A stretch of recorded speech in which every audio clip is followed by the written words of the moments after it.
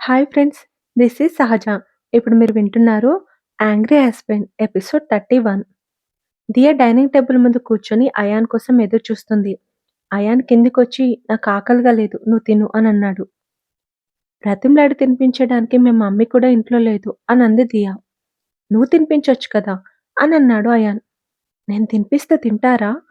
బుజ్జగిస్తూ తినిపిస్తే తింటాను అని అన్నాడు అయాన్. అనిల్, సుష్మిత అనిష్‌ని తీసుకొని బయటికి వెళ్లారు. ప్రమోదిని కిట్టి పార్టీకి వెళ్ళింది. ప్రవీణ్ అయాన్‌కి నచ్చచెప్పి మళ్ళీ పని మీద బయటికి వెళ్ళిపోయాడు. పనులన్నీ పూర్తవ్వడంతో పనివాళ్ళు కూడా వెళ్ళిపోయారు. ఇంట్లో ఎవరు లేకపోవడంతో దియా ఇబ్బంది పడకుండా అన్నం ప్లేట్ తీసుకొని టీవీ ముందు కూర్చున్న అయాన్ పక్కకొచ్చి కూర్చొని ముద్ద అతని నోటికందించింది. నో అంటూ అయాన్ ముఖం పక్కకు తిప్పుకున్నాడు. ఓహ్! బుజ్జగించాలి కదా! అంటూ ప్లీజ్ అయాన్ కొంచెం తిను. నాలుగే 4 ముద్దలు అనంది దియా. ఇదా బుజ్జగించడం? అని గుర్రుగా చూశాడు అయాన్. కాదు కదా! అంటూ దియ తన అమ్మానాన్నలు తననెలా బుజ్జగించారో గుర్తు చేసుకొని, కొంచెం తిను కన్నా! నా బంగారం కదూ! అని దియ గారంగా అంటుంటే అయాన్ మురిసిపోయి ఆమె చేతి గోరుముద్దను ఆనందంగా తిన్నాడు. 4 ముద్దలు తిని ఇక తిననని అయాన్ మారం చేస్తుంటే, ప్లీజ్ కన్నా! ఇంక 4 ముద్దలు తిను. నీకేం కావాలంటే అదిస్తాను అనంది దియ. నిజంగా నేనేది కావాలంటే అదిస్తావా? అని అడిగాడు అయాన్. ఇస్తాను. అయితే ఒక ముద్దివ్వు అంటూ అయాన్ బుగ్గను చూపిస్తుంటే, ఏంటి? అంటూ నోరు తెరిచింది దియ. ఇవ్వు. నేనివ్వను. ఏదడిగితే అది ఇస్తా అన్నావు కదా! అలా పుచ్చుకిస్తారు కదా అని అన్నాను. మీరు ముద్దడుగుతారని అనుకోలేదు. నువ్వు ముద్దిస్తేనే నేనన్నం తింటాను. లేకపోతే తినను అని మొండిగా అన్నాడు అయాన్. దియా ఆలోచనలో పడింది. అప్పట్లో కూడా ముద్దు ముద్దని నన్ను టెస్ట్ చేశాడు. ఇది కూడా టెస్టేమో! అప్పుడు ముద్దు పెట్టకుండా టెస్ట్‌లో పాస్ అయ్యాను. ఇప్పుడు ముద్దు పెట్టి టెస్ట్‌లో ఫెయిల్ అవుతాను. అప్పుడు అయాన్‌కి కోపం వస్తుంది. బుగ్గ మీదనే కదా! పర్లేదు అనుకుని దియ టక్కున అయాన్ బుగ్గ మీద ముద్దు పెట్టింది. దియ ముద్దు పెడుతుందని అస్సలు ఊహించని అయాన్ కొన్ని క్షణాలు బొమ్మలా బిగుసుకుపోయి అనిర్వచనీయమైన ఆనందంతో ముద్దును ప్రేమగా తడిమాడు. ముద్దు పెట్టాను కదా! ఇక తిను అని దియ అయాన్‌కి తినిపిస్తుంటే అయాన్ దియను కళ్ళార్పకుండా చూస్తూ తింటున్నాడు. అతనికి తినిపించడం మీదే కాన్సంట్రేట్ చేసిన దియ అయాన్ ఆనందాన్ని కానీ, చూపులను కానీ ఏమాత్రం గమనించలేదు. ఒక ట్రాన్స్‌లో ఉన్న అయాన్ తినడం కంప్లీట్ అయ్యాక తన రూమ్‌కి వెళ్లి బెడ్ మీద వాలి దియ ఇచ్చిన ముద్దును తడుముతూ మేఘాల్లో తేలిపోతున్నాడు. ముద్దుకు మురిసిపోతూ నిద్రలోకి జారుకున్నాడు అయాన్. దియకు నిద్ర పట్టక కాసేపు టీవీ చూస్తూ, కాసేపు బుక్స్ చదువుతూ కాలక్షేపం చేసింది. సాయంత్రం ఒకరి తర్వాత ఒకరు అందరి ఇంటికొచ్చారు. ఇంట్లోకొచ్చిన ప్రమోదిని, బిందు ఏది అని రంగమ్మని అడిగింది. ఫ్రెండింటికి వెళ్ళొస్తా అని పొద్దున వెళ్ళిందమ్మా అని చెప్పింది రంగమ్మ. సరిగ్గా అప్పుడే ఇంటికొచ్చిన బిందు, హాయ్ ఆంటీ అంటూ ప్రమోదినికి హగ్ ఇచ్చింది. వెళ్ళి ఫ్రెష్ అయ్యిరా బిందు, షాపింగ్‌కి వెళ్దాం అనంది ప్రమోదిని. ఓకే ఆంటీ అంటూ బిందు లోపలికి వెళ్ళింది. ప్రమోదిని కూడా తన గదిలోకి వెళ్ళింది. కాసేపటికి రెడీ అయి తిరిగొచ్చిన ప్రమోదిని, కాఫీ తీసుకురా అని రంగమ్మకు చెప్పి కాలు మీద కాలు వేసుకొని కూర్చుంది. తన కాస్త దూరంగా కూర్చున్న దియను ప్రమోదిని కోపంగా చూసింది. నా ముందు కూర్చోకూడదు అన్నట్లుగా. దియ వెంటనే అక్కడి నుండి లేచి వెళ్ళిపోయింది.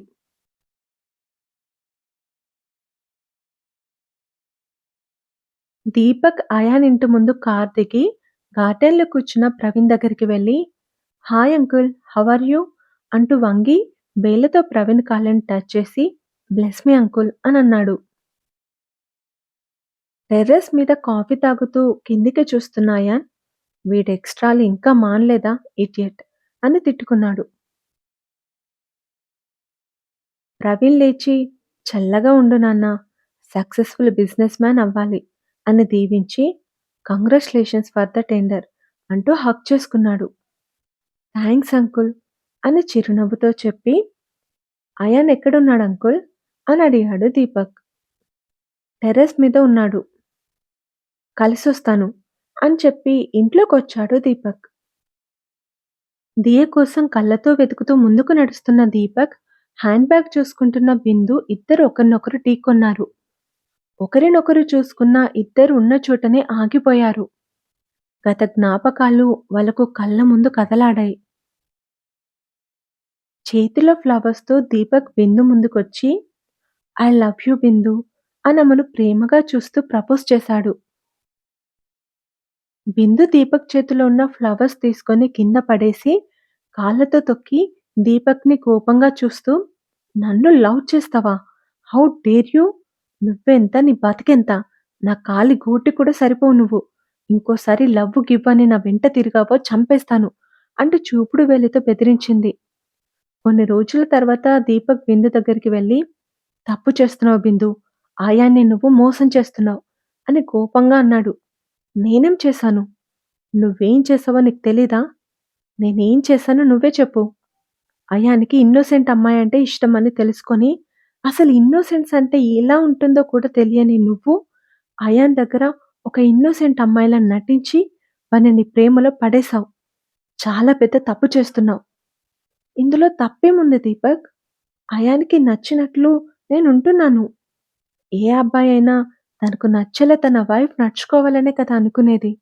నేనదే చేస్తున్నాను అని చాలా క్యాజువల్‌గా చెప్పింది బిందు. నేను నీ క్యారెక్టర్‌ని ప్రేమిస్తున్నాను. అయాన్ నీది కాని క్యారెక్టర్‌ని ప్రేమిస్తున్నాడు. ఒకటి గుర్తుపెట్టుకో బిందు. నిజమైన ప్రేమ గెలవచ్చు, గెలవకపోవచ్చు. కానీ నిజం లేని ప్రేమ మాత్రం ఖచ్చితంగా గెలవదు అని గట్టిగా చెప్పి వెళ్ళిపోయాడు దీపక్. ఆ మాటలు గుర్తు తెచ్చుకున్న ఇద్దరూ సైలెంట్‌గా ఎవరి దారిన వాళ్ళు వెళ్ళిపోయారు. బిందు ప్రమోదిన్ దగ్గరకొచ్చి, వీడిక్కడికెందుకొచ్చాడాంటీ అని అడిగింది. టెండర్ గెలిచాడంట. దాని గురించి మాట్లాడాలేమో. వీడు మొదటిసారి అయాన్‌ని ఓడించాడు. అయాన్ ఎంత కోపంగా ఉన్నాడో ఏమో! ఈ టైంలో వీడు అయాన్ దగ్గరికి వెళ్తే ఎంత పెద్ద గొడవ అవుతుందో ఏమో ఆంటీ అనంది బిందు. అంకుల్ ఉన్నాడు కదా! వీళ్ళు గొడవ పడే ధైర్యం చేయరులే. పద షాపింగ్‌కి వెళ్దాం అంటూ కదిలింది ప్రమోదిని. బిందు ప్రమోదినితో పాటు వెళ్ళిపోయింది.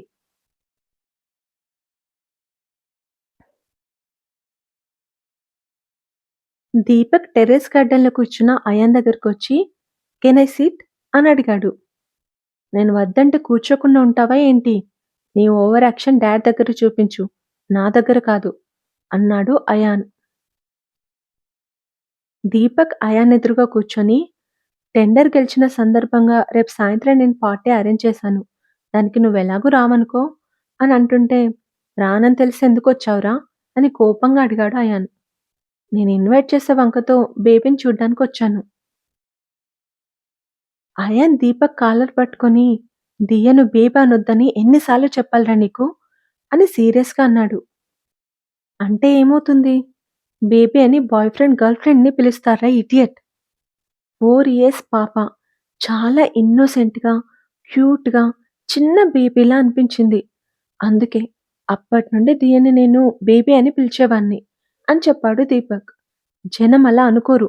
Boy friend, girl friend type అనుకుంటారు. అనుకుంటే అనుకోని. I don't care.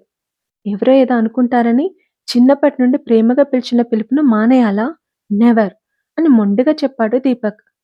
నువ్వు దియని కలిస్తేనే కదా పిలవడానికి. మిమ్మల్ని అస్సలు కలవనివ్వను. కోపంగా చూస్తూ అన్నాడు అయాన్. ఏడ్చావులే అన్నాడు దీపక్. ఇంతలో బిందు వాళ్ళ దగ్గరకొచ్చి, అయాన్ ఆంటీ నీ క్రెడిట్ కార్డ్ ఇమ్మంది అని చెప్పింది. నా వార్డ్‌రోబ్ డ్రాలో ఉంటుంది. సరే నేను వెళ్లి తీసుకుంటాను. పరాయి వాళ్ళ వార్డ్‌రోబ్ చూడొద్దని కామన్ సెన్స్ లేదా నీకు? దియని అడిగి తీసుకో అని సీరియస్‌గా అన్నాడు అయాన్. బిందు ముఖం చిన్నబుచ్చుకొని వెళ్ళిపోయింది. అప్పటి వరకు బిందునే చూస్తున్న దీపక్‌ని చూసి, నువ్వింకా బిందుని మర్చిపోయినట్లు లేవు అనన్నాడు అయాన్.